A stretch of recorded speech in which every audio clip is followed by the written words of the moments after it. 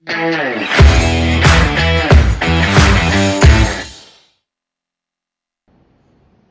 हमारे साथ वो ऐसा आदमी है जो जमीन से शुरू हुआ है और आज आसमान तक चला रहा है। आसमान तक की अगर हम बात करें तो भारत से बाहर 10 देशन का घूमा हुआ है। हाँ, सही सोच रहे हो आप।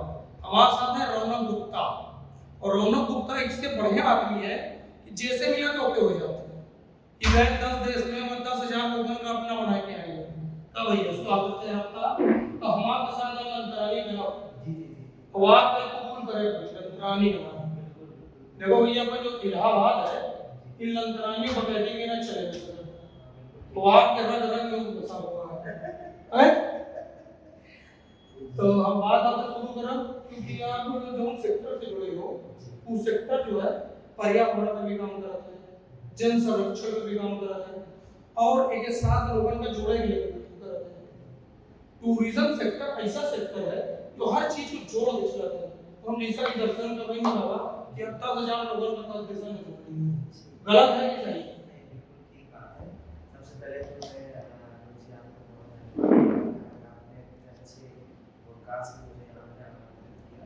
जैसा कि आपने बताया कि अभी टूरिज्म के बारे में निश्चित तौर पे कोई भी देश हो, कोई भी शहर हो, कोई भी प्रदेश हो, अगर उसको विकसित होना है और अगर उसको रेवेन्यू जनरेट करना है तो निश्चित तौर पे टूरिज्म एक बहुत बड़ा सेक्टर बनता है जिससे कि न केवल डेवलपमेंट होता है बल्कि इकोनॉमिकल ग्रोथ भी बहुत बड़ी होती है और टूरिज्म एक बहुत बड़ा रोजगार का विषय भी बनता है। तो निश्चित तौर पे प्रयागराज जैसा कि आपने बताया कि बगैती के लिए और बोकाली के लिए बहुत ही प्रसिद्ध है, लेकिन प्रयागराज टूरिज्म के लिए भी बहुत प्रसिद्ध है। अभी आपने देखा किस तरीके से महाकुंभ में करोड़ों की जनसंख्या प्रयागराज में आई, जितनी एक देश की पूरे देश की जितनी जनसंख्या नहीं होती उतने लोग यहाँ पे एक समय पे यहाँ पे लोग आ रहे थे और स्नान करके जा रहे थे। तो निश्चित तौर पर प्रयागराज टूरिज्म का एक बहुत बड़ा स्पॉट है और प्रयागराज का जो लोकेशन है, जो अयोध्या बनारस से जो इसका डिस्टेंस है, वो भी एक प्रयागराज के लिए टूरिज्म फैक्टर पे बहुत बड़ा भूमिका आता है। टूरिज्म एक ऐसी चीज होती है आलोक जी जिसमें व्यावहारिकता के साथ और विनम्रता के साथ, जब अगर आप ये दो चीज़ अगर आपके अंदर नहीं रहेगी तो आप टूरिज्म में कभी नहीं आते। टूरिज्म हमेशा सर झुकाने का काम होता है, लोगों का स्वागत करने का काम होता है, उनको अतिथि बनाने का एक तरीके का एक जो व्यवहार होता है वो बहुत इम्पोर्टेंट। आप जैसे बताया अतिथि बनवाने का होता है तो अपन जो देश भारत ओके कल्चरल ये बोला है अतिथि देवो भव, वही सब पे काम होते हैं और वही आप कर रहे हैं। हाँ, क्योंकि जैसा कि आपको पता है कि मैं एक ऐसे परिवार में जन्मा जब प्रयागराज शहर में कोई होटल जैसी चीज शायद नहीं होती थी। 1958 में पहला प्रयाग होटल, जब इस शहर का नाम भी इलाहाबाद हुआ करता था, तब हमारे ग्रेट ग्रैंडफादर रामचंद्र बाबा जी ने जो है इस होटल की स्थापना की और उस समय होटल लोग जानते भी नहीं थे। उस समय उन्होंने प्रयाग होटल की स्थापना करी और बहुत ही प्रसिद्ध होटल उस समय का रहा, जिसमें कि Amitabh Bachchan, Jaya Bhaduri, Rajnath Singh as chief minister, Indira Gandhi as prime minister, Chandrashekhar as prime minister, तमाम बड़े राजनेताओं का वहाँ पे आगमन होता था, जैसा कि मुझे मेरे बाबा और सब लोग मुझे बताते हैं। तो एक युवा होने के नाते जब आप एक समृद्ध परिवार में जन्म लेते हैं, एक सक्षम परिवार में जन्म लेते हैं, तो निश्चित तौर पे आपका ये कर्तव्य बनता है कि आप उनकी चीज़ों को कैसे ग्रहण करें, कैसे अच्छे संस्कारों को ग्रहण करें, अच्छी वाणी को सीखें और उसके बाद आप चीज़ों को बढ़ाने का काम करें, ना कि घटाने का काम करें। नहीं बढ़ा सकते तो आज की युवाओं को मैं वैसे शिक्षा देता हूँ कम से कम उसको मेंटेन कर सकें, क्योंकि विरासत में हमको क्या मिला है वो इम्पोर्टेंट नहीं होता, हम आने वाली जनरेशन को क्या दे के जाएंगे वो बहुत इम्पोर्टेंट होता है। तो उसी मैसेज के साथ में हम लोगों ने हमेशा से एक अतिथि देवो भव की भावना रखते हुए और जो प्रयाग होटल की स्थापना हुई उसको आगे बढ़ाने का हम लोगों ने प्रयास किया और आज ईश्वर की असीम कृपा से, अनुकंपा से, बड़ों के आशीर्वाद से, हमारे बाबा पिता साहब जानते हैं वो, उनके आशीर्वाद से, हमारे पिताजी के आशीर्वाद से आज नहीं हमारे साथ हैं, उनके आशीर्वाद से, हमारे बड़े बाबा के आशीर्वाद से आज हमारे प्रयागराज शहर में कुल 6 होटलों की एक अच्छी होटल की हमारी चेन है, जो हम लोग कोशिश कर रहे हैं, प्रयास कर रहे हैं कि जितनी अच्छी से अच्छी सर्विस हम लोग दे सकें वो देने का प्रयास है। और सबसे बड़ी चीज़ टूरिज्म में होती है कि आपको अपने गेस्ट को कोई तरह से एक्सप्लॉइट नहीं करना है। मुझे बताते हुए हर्ष है, एक कुंभ भी था तब भी हम लोगों ने सेवा का कार्य नहीं छोड़ा, क्योंकि एक ऐसे संस्था से भी हम लोग जुड़े हुए हैं जो आपकी आप जानते विकास उसके बारे में बताएंगे। तो वो ब्लड में है वो चीज़, उसी चीज़ को हम लोग आगे बढ़ाने का कार्य कर रहे हैं, कोशिश कर रहे हैं और इसी का निरंतर प्रयास कर रहे हैं। अच्छा, कुंभ मेला यहाँ हुआ, आगे से टूरिज्म के सेक्टर में आगे कहाँ तक आगे का देख रहे हो? कुंभ मेला के बाद से भीड़ में कमी भी आ रही है, उनका दिखाई पड़ रहा है। अच्छा, एक चीज आप भूल गए और भाई, यहाँ से चित्रकूटों के रास्ता है बगल में, तो ये सब चीज बीच में एकदम प्लस है। और दूसरा एक और चीज हो गई, कौशाम्बी हिंदू मुस्लिम बौद्ध और जैन तीर्थों का महासंगम है, एक संगम बगल में भी है, तो हम लोग बीच में बैठे हुए हैं, हब में बैठे हुए हैं, तो ओका कैसे हम लोग डेवलप करें, थोड़ा दर्शक दें। देखिए मैं बताना चाहूँगा, ये बड़ी विडंबना की स्थिति है, बताते हुए हमें दुख भी होता है कि प्रयागराज अपने आप में बहुत ही प्रसिद्ध शहर है, बहुत नामी शहर है, और जो इंफ्रास्ट्रक्चर डेवलपमेंट हमारे प्रयागराज में 5 साल 10 साल बीत जाते हैं, शायद इतना किसी एक शहर को बजट नहीं मिलता होगा जो एक बार में इस शहर को बजट मिलता है, जो फ्लाईओवर, जो तमाम विधायक सांसद मंत्रियों ने मिलकर जो प्रयागराज शहर का डेवलपमेंट कराया, निश्चित तौर पे वो काबिल तारीफ है।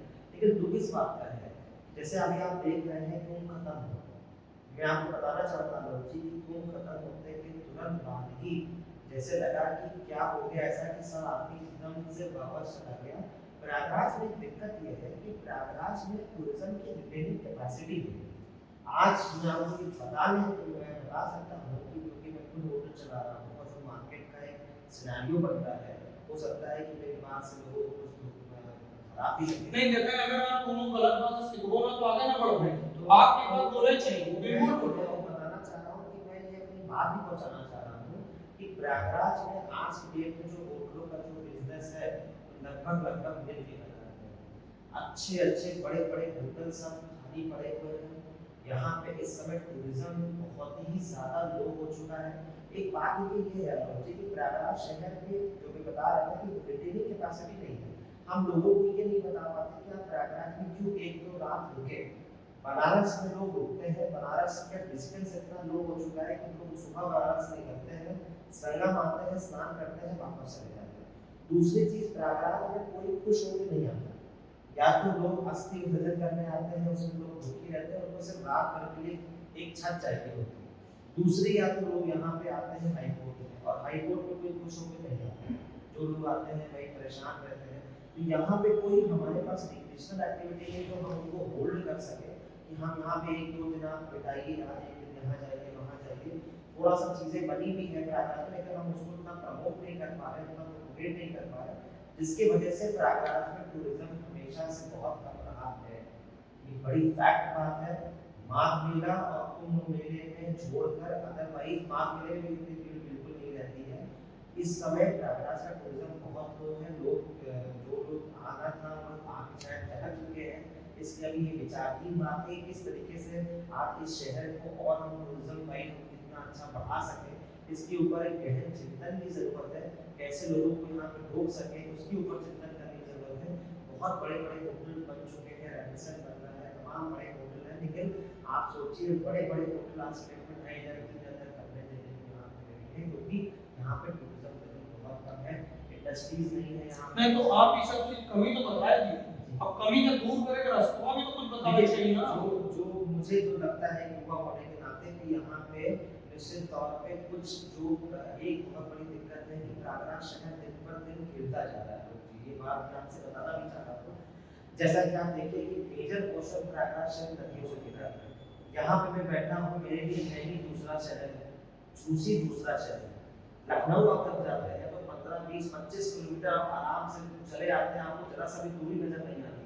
बालसर वाले को स्टेशन दूर लगता है, स्टेशन वाले को बालसर। एक मेंटालिटी है, मेंटालिटी डेवलप क्यों हो रही है, मैं बताना चाह रहा हूँ। क्योंकि प्रयागराज एक्सपैंड नहीं हो पा रहा है। ले देखिए एक्सपेंशन और डेवलपमेंट सिविलाइज अशोकनगर तक सीमित हो रहा है, प्रयागराज एक्सपैंड नहीं हो पा रहा। दूसरी चीज, मेजर पोर्शन ऑफ प्रयागराज की जो जमीन है, जो लैंड है, जो यूजफुल लैंड है, मैं क्षमा चाहूंगा क्योंकि मैं खुद भी डिपार्टमेंट से हूँ, मुझे शायद ये बात नहीं बोलनी चाहिए, वो आर्मी से मिल रही है। आर्मी की बहुत सी ऐसी प्रोडक्टिव लैंड्स है जो कि बिल्कुल वेटलेस बनी हुई है, जिसकी वजह से प्रयागराज शहर की जमीन की कीमत है वो आसमान छू रही है। आप आज की डेट पे किसी आम नागरिक के लिए बहुत बड़ी बात है यहाँ पे प्रयागराज शहर में जमीन खरीदे कुछ बनाना, जो कि संभव नहीं है। लखनऊ आप जाएंगे आपको 50 लाख 40 लाख 60 लाख तक में फ्लैट मिल जाएंगे, प्रयागराज में आपको नहीं मिल सकता। तो ये एक बहुत बड़ा कारण है कि प्रयागराज एक्सपैंड नहीं हो पा रहा है। झूसी और नैनी जो है वो दूसरा शहर बन गया। अगर उसको भी कनेक्टिविटी में अगर एक ब्रिज और आ जाता है झूसी में कनेक्टिविटी के लिए, नैनी में अगर एक ब्रिज और आ जाता है, तो जब प्रयागराज एक्सपैंड होगा तब निश्चित तौर पे चीजें और डेवलप होगी। अभी आप देखिए झूसी में जो टीपीएस की रोड बनी कितनी सुंदर रोड है, इतनी खूबसूरत रोड कहीं नहीं होगी, लेकिन आज के डेट में आप जाइए तो उससे वीरान पड़ा हुआ है। और जो गैर लोग होते हैं जिनका मंशा ठीक नहीं है वही लोग वहाँ पे जाते हैं, पारिवारिक लोग वहाँ नहीं जाते। इतना सुंदर सा वो पार्क बना के नगर निगम वाले महापौर जो के लोहा पार्क टिकाऊ पार्क, उस टिकाऊ के साथ साथ जो लोगों ने दिखाई दी ये पे हम तक सबका प्रयास करते तो कोनो आवे ऊपर बताना चाहिए कि तुम आओ तो 12 ज्योतिर्लिंग एक साथ दिख जाएंगे, तुमका संगम दिख जाएंगे, तुमका अकबर का किला दिख जाएगा, अक्षरवट के दर्शन होंगे, सब तो थोड़ी वो बहुत अच्छी जगह की ये हुआ। जैसे अक्षरवट की आपने बात की, अगर किले को भी हम इसको अगर टूरिज्म स्पॉट बनाए तो वो टूरिज्म को भी हमको स्पॉट बनाना बहुत जरूरी है। जैसे फोर्ट है, फोर्ट एक बहुत बड़ी चीज है, कभी आप गए होंगे दर्शन करने, लेकिन आज की डेट में प्रयागराज में दिक्कत ये है कुछ अच्छा होता है सब वीआईपी बन जाता है। फोर्ट के अंदर में आम आदमी जा नहीं सकता, कोई महोत्सव होता है तो रास्ता पहले बंद हो जाता है, महोत्सव बाद में होता है। तो आम नागरिकों के लिए यहाँ पे चीजें अवेलेबिलिटी होना जो बहुत अति आवश्यक है। इतना सुंदर हमारा बोट क्लब है, आप देखिए वहाँ पे कितनी अच्छी पहल की गई, फाउंटेन शो जो वहाँ पे हो रहा था, लाइट एंड साउंड शो, पता नहीं शायद अभी बंद है कि हो रहा है वो नहीं भाई तो बात आ गई, बात तो साथ ही अच्छा लगा है, इतनी खूबसूरत, लेकिन उसके अंदर जो है जो अपन है शहीद चंद्रशेखर आजाद पार्क उसके अंदर भी ये लाइट शो चल रहा है, बहुत सुंदर चल रहा है। वो चीजें हमें प्रमोट करने की एडवर्टाइज करने की बहुत आवश्यकता है और निश्चित तौर पे आने वाले वक्त में चीजें सही होगी भी, ऐसा नहीं है कि नहीं होगी।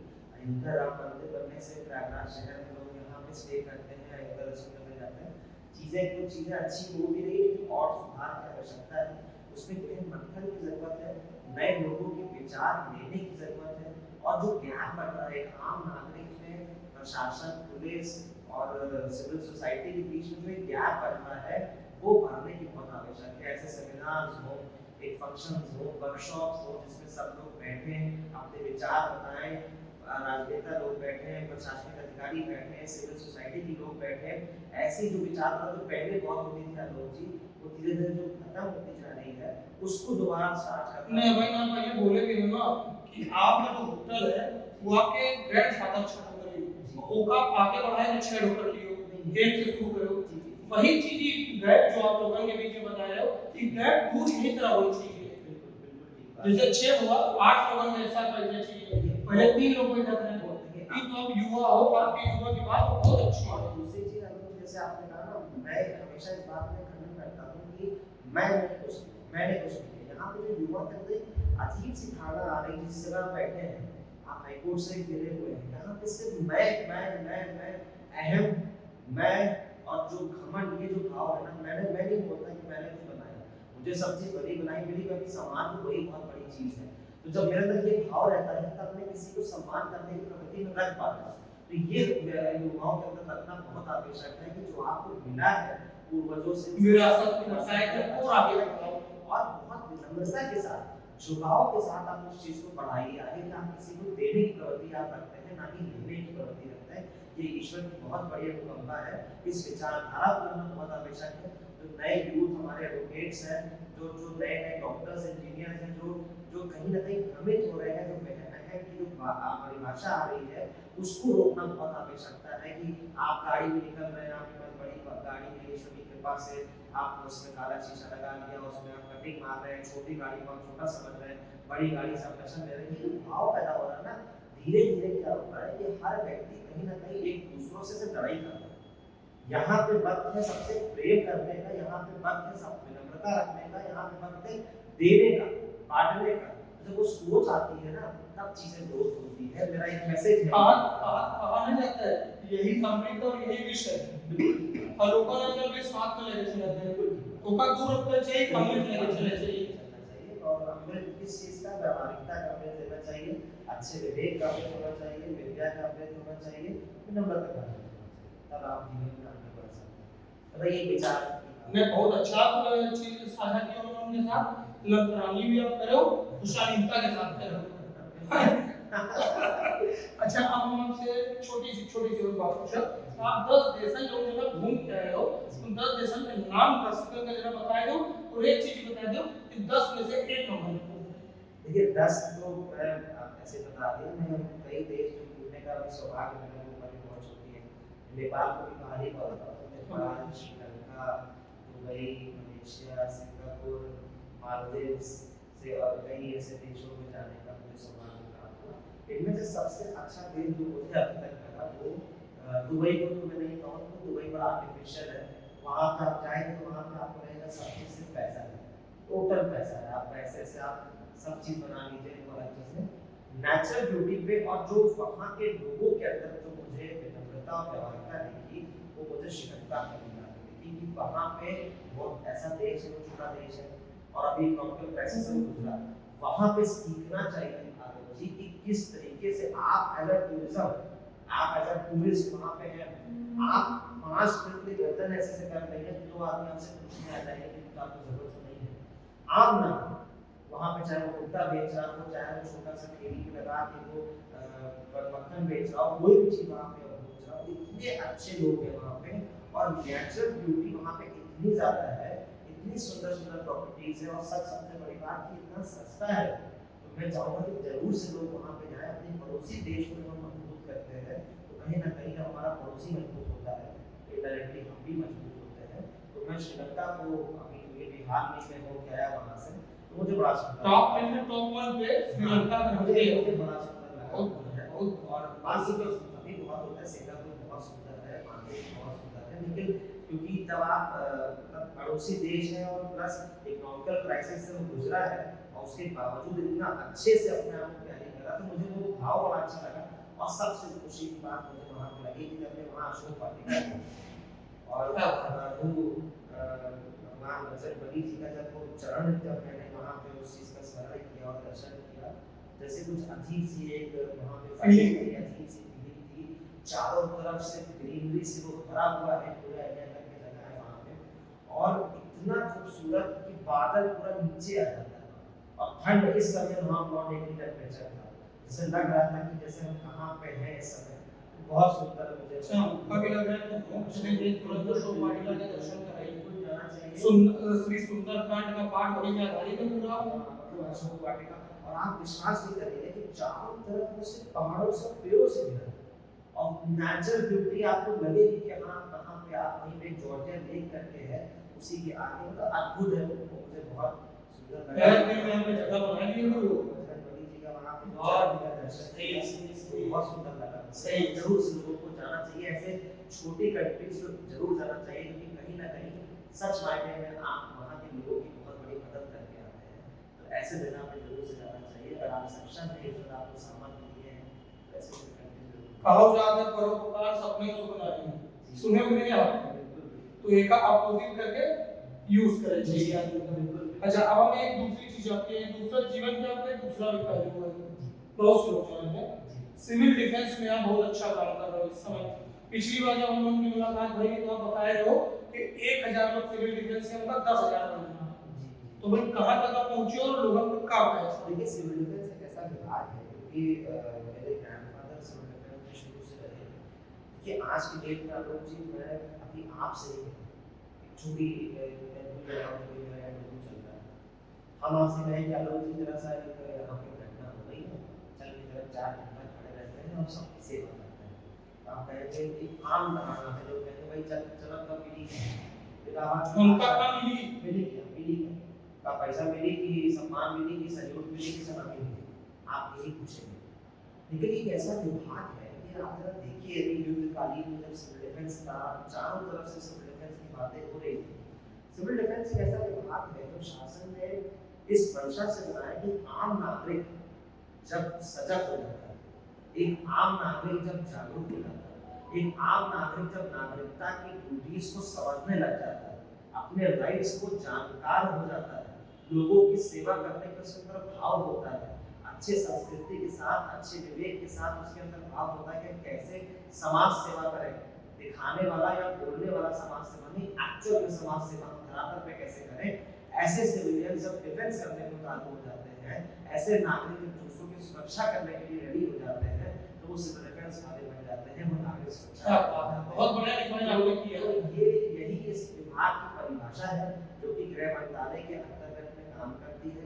और जब आप इससे जुड़ते हैं, आपने देखा होगा लोग हमारी वर्दी के बारे में बताते हैं, लोग हमारी उसके रैंक के बारे में बताते हैं। एक 29 साल का लड़का जब एक नॉर्मल में यूपीएससी का एस्पिरेंट था, लेकिन मैं पापा की डेथ हुई तो किसी कारण में मुझे व्यापार में रहना पड़ा, लेकिन आज मैं समाज सेवा को अपना काम बनाते हुए धीरे-धीरे उसमें काम करता गया। और आज मुझे सिविल डिफेंस विभाग है, जो मैं आज इतना आपसे बोल भी पा रहा हूँ, कहीं न कहीं मुझे सिविल डिफेंस ने सिखाया, क्योंकि सिविल डिफेंस ने मुझे प्लेटफॉर्म दिया आप तक आने का। सिविल डिफेंस ने मुझे प्लेटफॉर्म दिया बड़े लोगों के बीच में आने का, उनकी बातें सुनने का, उनकी शिक्षा, उनकी द्वारा जो शिक्षा मैंने प्राप्त की है उस शिक्षा को जानने का। तो ये प्लेटफॉर्म है। और आज अशोक स्तंभ करने में मैं लगाता हूँ, ये केवल और केवल निस्वार्थ भाव सर रूप होते रहता है कि भाव जो हमारा डिपार्टमेंट हमको सिखाता है उस भाव के अंतर्गत मैंने काम किया। और हम तो तब भी भगवान से बोलते हैं कि मेरे पास तो कम से कम कुछ सक्षम हो कि मैं अगर निकल भी गया 4 घंटे के लिए तो मेरा काम नहीं होगा। आप विश्वास नहीं करेंगे आलोक जी, इसमें ऐसे ऐसे लोग हैं जो अपने दुकानों के शटर बंद करते हैं, डॉक्टर अपने क्लिनिक बंद करता है, छोटा व्यवसायी अपनी ई रिक्शा को ताला लगाता है, और तब वो आता है 5 घंटा चौराहे पे खड़े होकर पुलिस को ड्यूटी करता है। तो ऐसे लोगों से निपटना चाहिए। आप विश्वास नहीं करेंगे, तो मैं जहाँ पे घटना घटी, जहाँ पे लोग आने से टकरा रहे थे, डर रहे थे, वहाँ पे हमारा सिविल डिफेंस लोग 12 बजे पहुँच के नहीं, कोरोना में भी देखा था कैसे दवाई जब पाकिस्तान से हमले का खतरा रहता है, देखा कैसे कैसे सिखाया दवाई में चीजें निकल जाए कि लोग एक कम्युनिटी को बढ़ावा जाए, क्योंकि कम लोग पढ़ रहे हैं जी। और ये अच्छी लोगों का समूह है, ऐसे लोग जो जिनको कोई स्वार्थ नहीं है, वो सिर्फ सेवा करने का स्वार्थ है, उन लोगों का ये समूह है। और उन लोगों को कुछ नहीं चाहिए, केवल आपसे थोड़ा सा प्रशंसा मिल जाए, थोड़ा सा समाज में रिलेशन मिल जाए, कहीं 2 मंचों पे जगह मिल जाए, अच्छा सम्मान मिल जाए, बस तो और कुछ भी नहीं चाहिए। एक वेतन नहीं, एक सैलरी नहीं है। तो ऐसा डिपार्टमेंट को तो और प्रमोट करना चाहिए, ऐसे डिपार्टमेंट को तो और बढ़ावा देना चाहिए। तो मैं धन्यवाद दूंगा इस बात का हमारे गृह मंत्री अमित शाह जी को, जिन्होंने बहुत प्रयास किया इस डिपार्टमेंट को आगे बढ़ाने का। उत्तर प्रदेश के माननीय मुख्यमंत्री जी ने सिविल डिफेंस को बहुत आगे बढ़ाया। हमारे जिलाधिकारी जो प्रयागराज की तारीफ करूंगा अपने जिलाधिकारी सिविल डिफेंस के सिटी में कंट्रोलर होते हैं, पूरा डिपार्टमेंट उन्हीं के अंडर से काम करता है। डीएम साहब हमारे सिविल डिफेंस को बहुत आगे बढ़ाने का प्रयास किया, और मैं उनका नाम नहीं लूंगा तो कहीं ना कहीं अन्याय होगा।